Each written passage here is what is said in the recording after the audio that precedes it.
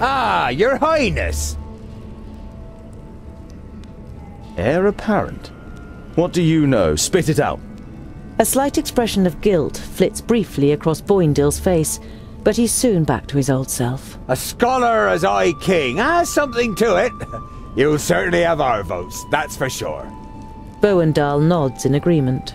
As High King, you could unite the kingdoms and get them to do battle against Nokzen. You look at your friends and aren't really sure whether they are trying to pull your leg or not. I can't be High King. I got all my knowledge from books and you're pulling my leg, right? The twins' grins grow ever wider, and it would seem they can hardly contain themselves. Just talk to High King Gundrabur and Belendalin. They will explain everything. High King Gundrabur seems, well... Old? He is ancient. Even by Dwarvish standards. He has been old for as long as I can remember. Belendalin has taken care of most matters for dozens of cycles. But Gundrabur always has the final word.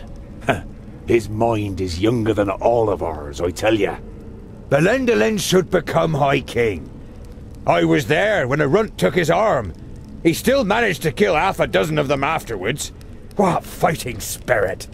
We had to drag him off the battlefield. The law requires that a firstling or a fourthling must be chosen as the new king of all dwarves. And, as the firstlings didn't turn up... For the first time you have the chance to appreciate the beauty of the place. You suddenly forget what you wanted to say. I've never seen such masterful masonry. To be honest, I didn't even know that stone could be worked in such a way. Ha ha ha! The secondlings are the best masons of all the kingdoms. That's how Fracas made us. Well, he made some of us into warriors too. Boindale glances at his brother, and he laughs with satisfaction while looking around the hall himself. I think I'll continue to look around. Don't get lost. And tonight, we will finally drink a lovely dark ale in the glowing anvil.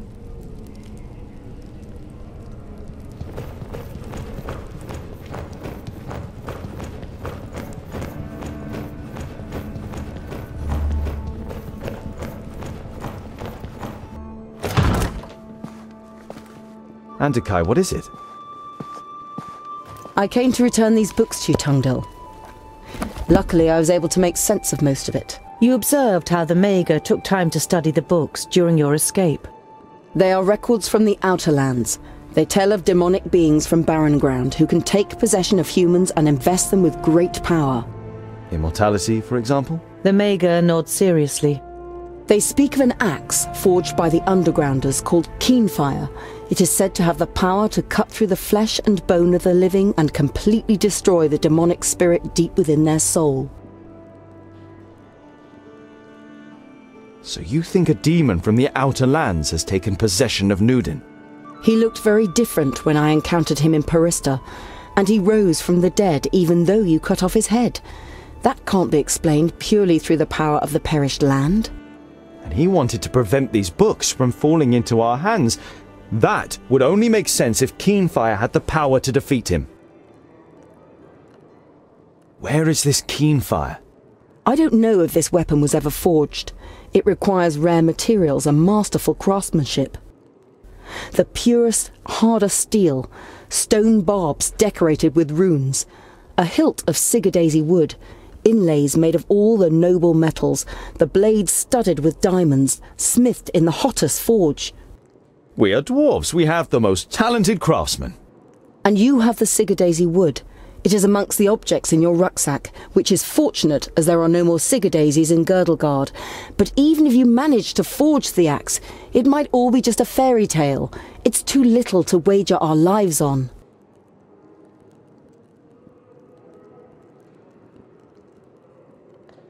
Do you know these Undergrounders? I have never heard of the Undergrounders, but I've been to the Outer Lands before. It must be terrible. The hordes of Tion have marched from there against our strongholds for thousands of years. It's not as bad as you think.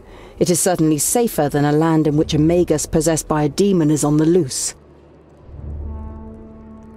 We can get all the missing materials, as well as a gem cutter, here in the stronghold. After all, Gandagar and his fourthlings are here. A stonemason from the secondlings, and I can smith. The Maga looks at you thoughtfully, and for a short time it seems as though your enthusiasm is rubbing off on her. But then she says, I wish you good luck, Tungdil. You still want to leave Girdlegard, but what will happen to your realm and all the other realms? I admire your optimism, my friend, but it isn't wise to stand in the way of a rolling stone. I don't wish to give up my realm, but I would only be prolonging the suffering unnecessarily. But you don't want to let the last Maga in Girdlegard go. Unfortunately, you can't think of anything that could cause her to stay. Many thanks, Honourable Maga, for all that you have done.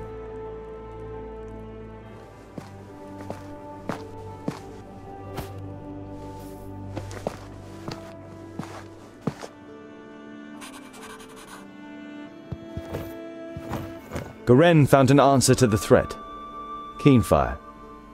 No matter how difficult it is to forge it, we must do it. We don't know of anything else that could injure a demon.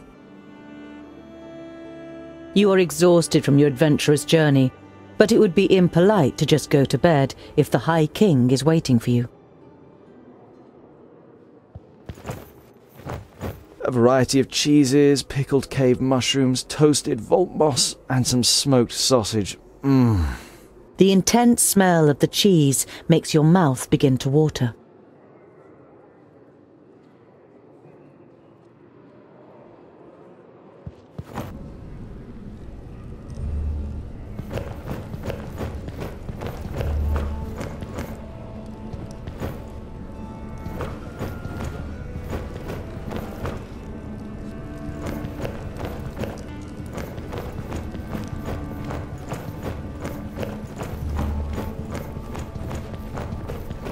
Ah, Tungdil, what is it?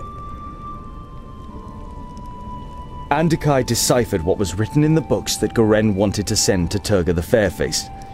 They tell of a demonic threat from the Outer Lands and how it can be stopped. Nudin cannot be killed by normal weapons, but Undergrounders have developed a weapon that might be able to do it. Keenfire. Undergrounders? What's that supposed to mean? You shrug your shoulders. Maybe there are dwarves in the Outlands too. Either way, they have described how this magical weapon can be made. If it's got anything to do with magic, the weapon cannot be dwarfish. We shouldn't go anywhere near it. Nudin fears the books. I believe that Keenfire is our best chance of stopping him. I think I'll continue to look around. Don't get lost. And tonight, we will finally drink a lovely dark ale in the glowing anvil.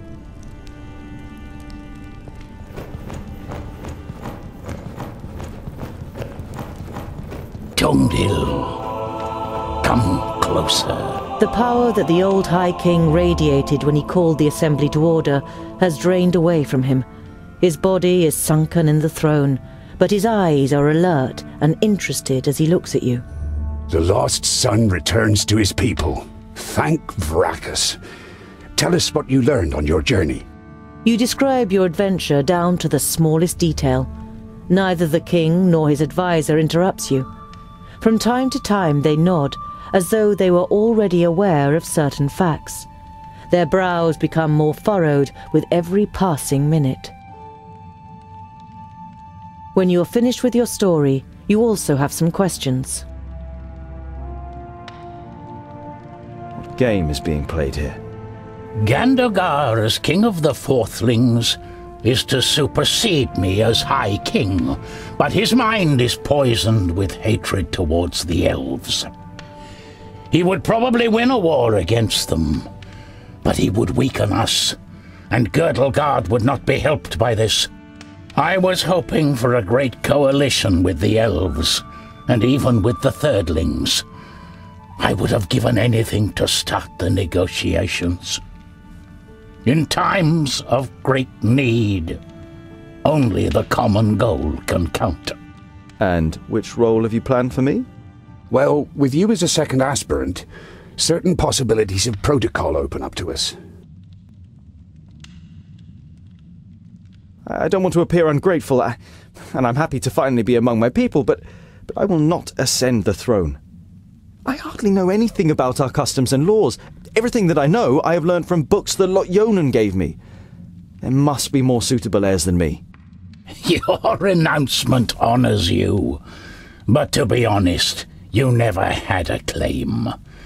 To stop Gandagar, we had to stall for time. Lot helped us with our little story. We don't even know if you are a fourthling. The king's advisor misinterprets your unbelieving gaze and quickly adds, We're only being as deceitful as goblins for one solitary reason: to stave off possible harm to our people. You feel as though you've been hit in the stomach. If this is true, not only have you lost your newly found kingdom, but Master Lot also didn't see it as necessary to inaugurate you in the conspiracy.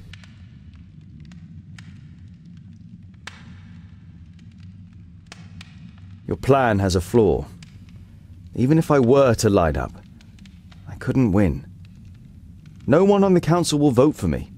You don't have to win. Belendalin points to the Steelies in the throne room. It's written in our laws that the High King can oppose an heir if he isn't elected unanimously. He can then demand a duel or a contest in order to determine the winner. Such a contest could take weeks, if not months, and it would win us some time. Why is Gandagar so full of hatred towards the elves?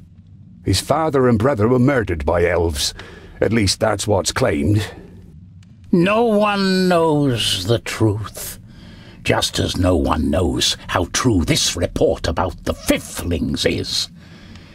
But isn't it strange that this letter has turned up now, just when it can play into the hands of the elf-haters? Many dwarves' hatred towards the elves is great, perhaps even greater than their honesty. I understand why you want to prevent a High King Gandagar. He will be blind to our real problems. Gandagar's only liability is that he lets Bislipper whisper dark thoughts in his ear. The advisor is the problem, not the king. A problem that I am fortunate enough not to have. The High King smiles weakly at his advisor. Gandagar is a good dwarf and a good king, and I am certain he could also be a good High King if he was free of Bislipper's lies and false advice.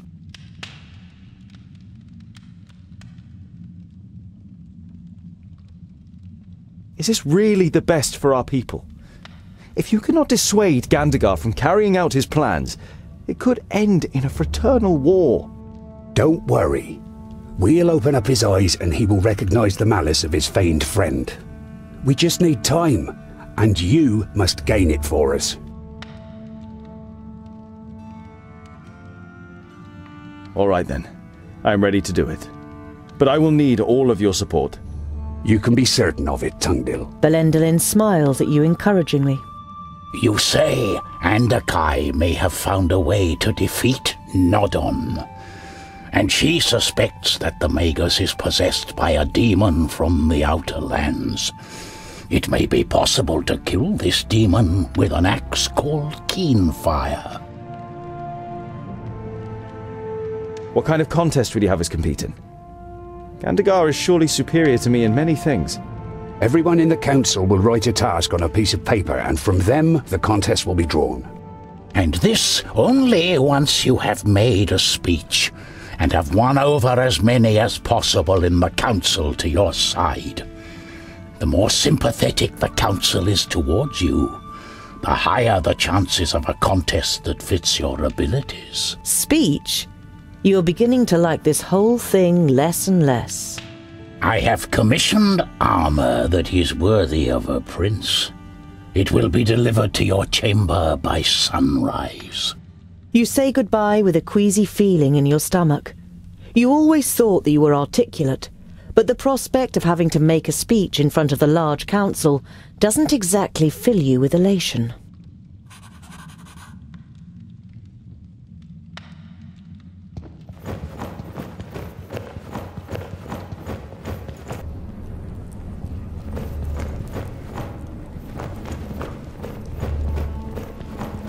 Ah, Tungdil, what is it?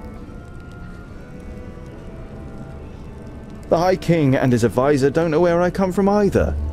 But they only want to use me to delay Gandagar's coronation and ultimately prevent war with the elves. Whatever happens, we will stand by your side, Scholar. You're not sure whether the moral support of your friends will be much use in a contest with Gandagar, but it feels good not having to go through the whole thing on your own. I think I'll continue to look around. Don't get lost. And tonight, we will finally drink a lovely dark ale in the glowing anvil.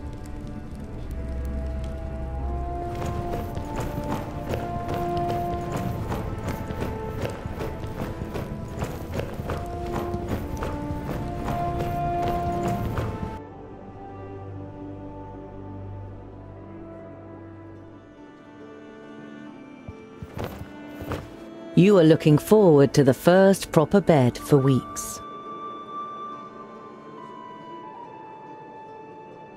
You undress and lie down. Before you know it, your eyes close and you fall asleep.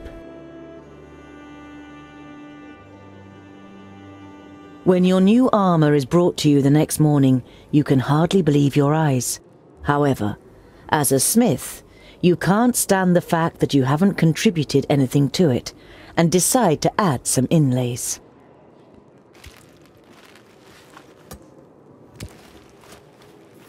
Even one who wears the armour of a prince can still be a farrier underneath it, don't you think, Tungdil Bolafar? What are you doing in here? Ignoring your question, Bislipur eyes you very exactly before he speaks. So, you want to be one of our kingdom? A foundling brought up by a wizard? One wouldn't think it possible. And I don't think it possible either. There is no proof of your origin, and Gandagar's the council on his side. Why don't you spare yourself the disgrace and just not turn up in front of the council? Put your scheme to bed, and we will take you into our kingdom. We will give you everything you need your whole life long. In exchange, you support Gandagar instead of challenging him. Proof? Oh, you mean like your letter that has been found after 1,000 cycles and makes the elves responsible for the fall of the Fiflings? It is no secret that the elves are deceitful, and what could possibly be more suited to get one over on us than letting the perished land in and presenting us as the scapegoat? The elves have been displaced by the perished land and are now almost eradicated. I said they are deceitful, not wise.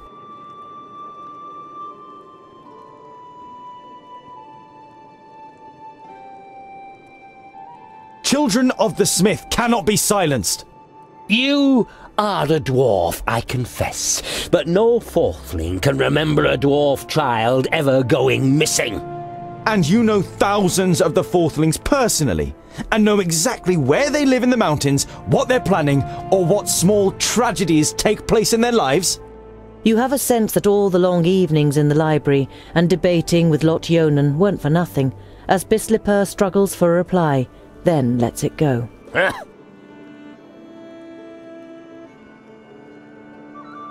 what if I don't withdraw my candidacy? You wish to stand against your own king? A stray dwarf offending a deserving leader such as Gandagar through his claim? No one in the Brown Range will like that. Prepare yourself for life as an outsider among the fourthlings. You have had enough of this dwarf. He makes you feel uneasy, or worse still. Get out! A humanized bastard will not issue me orders. Know your place, false dwarf.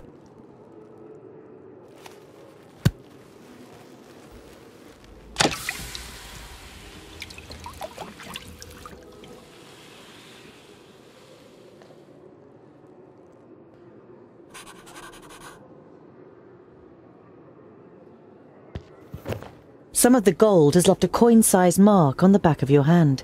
It hurts, but you like the idea that a bit of the metal you love is now part of you.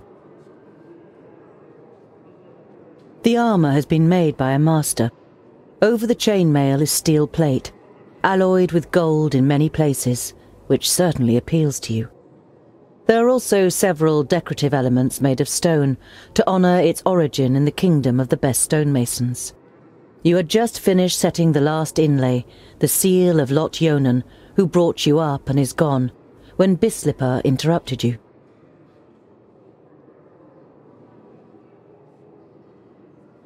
Not only is it worthy of a king and fits me like a glove, but it should also offer me additional protection in battle.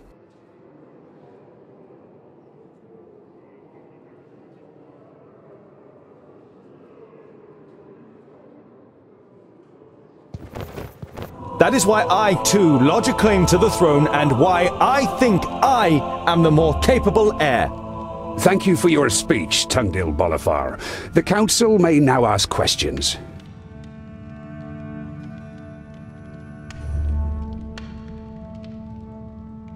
Bislipper? Nothing you say will convince anyone here. You didn't grow up amongst us, and no one knows if you really are a fourthling. I do not believe there has ever been a more unworthy heir to the throne of the High King. You are just wasting our time.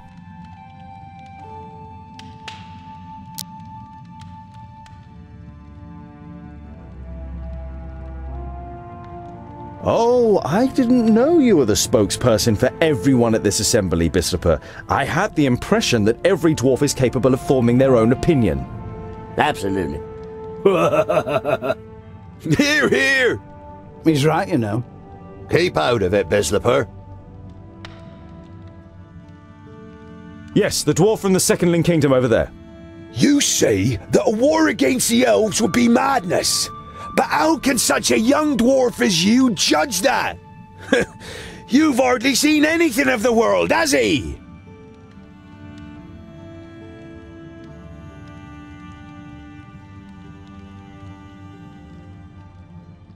It is true. There is much that I only know from books. But it is written that it is our duty to defend and protect Girdlegard, and that includes the elves. And don't the elves have the same enemy as we do? They could stand by us in battle. Why should we play into the hands of the enemy by attacking them, rather than working against the enemy together? That is true. He's right. The words of a clever warrior. But the pointy ears hate us, and we hate them too. What is it they say again? My enemy's enemy is my friend. Yes? Your question? Just so I get this right, you want to forge a weapon that is described in a book of fairy tales from the perished land to kill a demon that none of us has ever seen? I have most definitely seen it, Goimgar, Yellow Belly Shimmerbeard.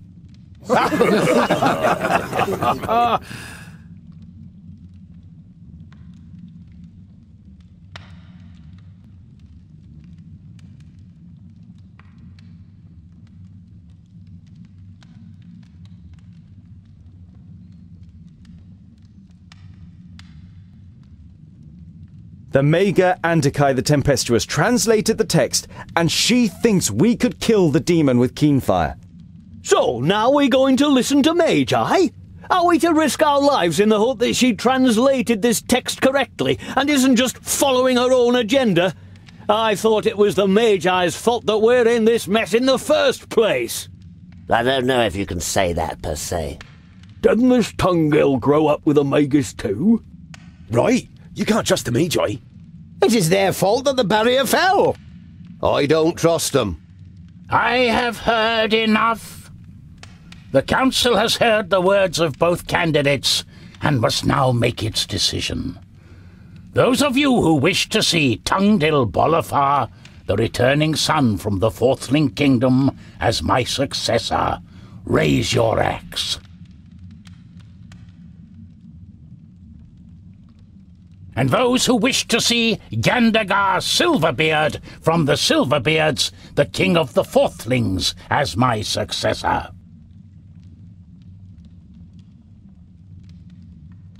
Gandagar has received more votes. Very good. Ha ha! Excellent! Here's to Gandagar! Long live our new High King! However, the result was not unanimous, and as acting High King, I avail myself of my right to demand a contest between the aspirants. What is this? But he won the ballot. It's the rules. The High King has the right to do so. Respect! He is still the High King. Silence!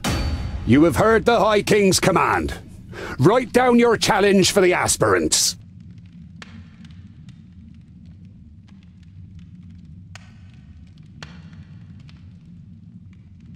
Are you ready? The one that masters this task first will become the High King. It is an expedition. The trial is to lead a group to forge the axe Keenfire in the Grey Range, which can then be used to fight against the Magus Nokzen. An expedition into the perished land? Ha ha! Brilliant! You can't be serious.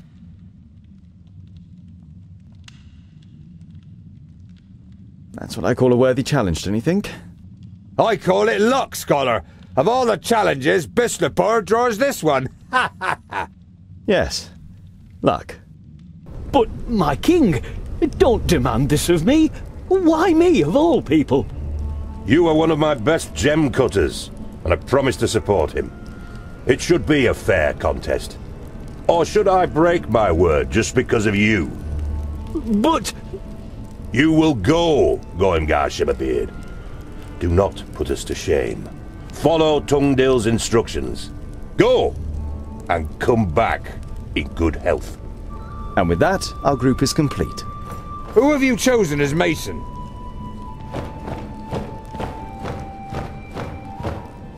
Good day, gentlemen. Bavragar? The old drunkard? Old drunkard? He assured me he's the best stonemason here. The High King himself sent him. Well, I said I was precisely the stonemason you need. I didn't exactly say I was sent by the High King. You let yourself be tricked by a drunkard. I don't want him with us. Rest assured, Boindil, I too could imagine better company. But Tungdil gave me his word. Yes, I gave you my word. And as long as you are capable of doing the stonework needed for Keenfire, you are welcome. Girdleguard is at stake here. I wish you no ill fortune, Tungdil, but also no good fortune. The throne belongs to me, and through my victory, Vracus will show the clans.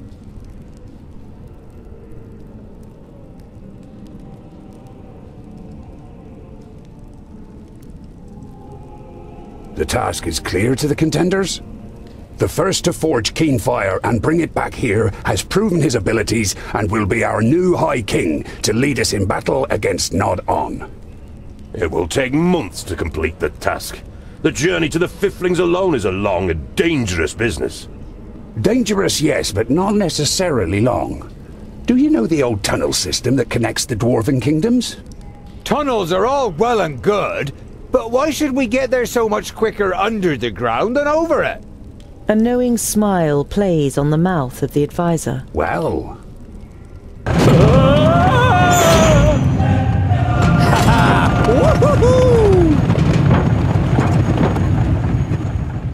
Pretty impressive what our forefathers achieved here, isn't it?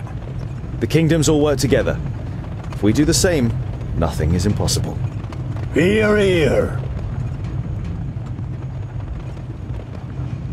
I still don't understand why you tricked me and why you were so set on coming with us.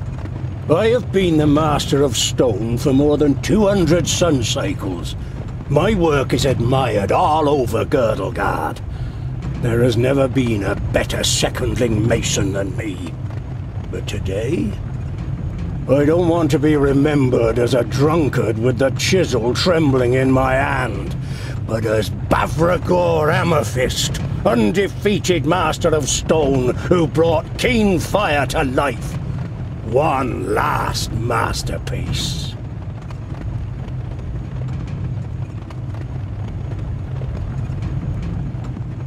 I hope you understand me asking, but there seems to be bad blood between you and Boindil. It's nothing that will endanger our mission. We've just always hated each other. There's more behind it than commonplace hatred. Bavragor doesn't react. His gaze is directed towards events that took place a long time ago. You really should rein in your drinking. We need you in good shape. There are some who say I'm only the master of beer and not the master of stone anymore. But don't worry, I haven't forgotten. I can't forget, no matter how much I drink. I wonder why we haven't seen any sign of Gandagar recently. Perhaps they took a wrong turn somewhere. I'm sure we'll reach the Fifthling Kingdom before them.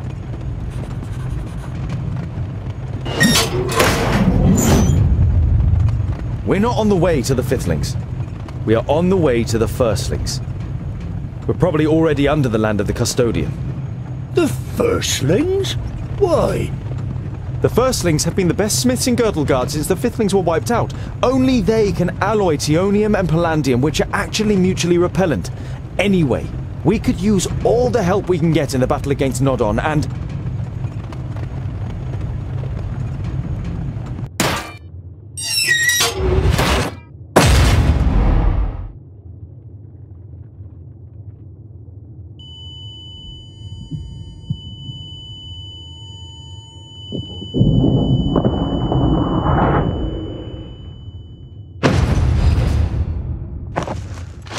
Damn. Goimgar!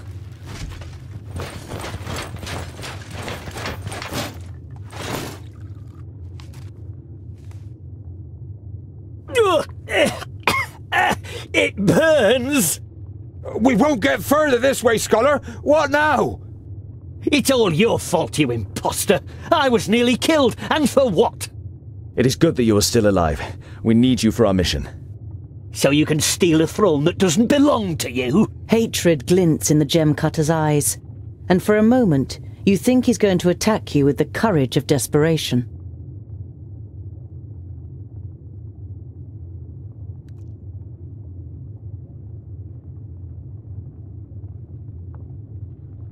I'm not interested in the title of High King. I am trying to save Girdlegard. Even if you don't believe anything else, you must believe this. I don't have to believe anything. I am here against my will. My own thoughts are my only remaining right. Enough! Gather up all the materials we can still save. If we manage to reach the Firstlings, we can get anything we're missing there. And it should be less than 200 miles to their stronghold. After you have gathered together the materials, you begin to search for a way out. And after a sweaty climb, you reach a door adorned with runes. From here, you enter a large cave with a waterfall covering a sun-drenched opening. You walk through the waterfall one after another, and after the unintentional shower, you find yourselves in Wayan, near the enchanted realm of Oramira. You find yourselves on a plateau, and the river which falls as a waterfall here hides the entrance to the underground rail network. It then flows past a forest, behind which you can see a wall and tiled roofs. You check the map. That must be Mithridatia. We'll go through the forest to the city and see if we can refresh our supplies and buy some ponies.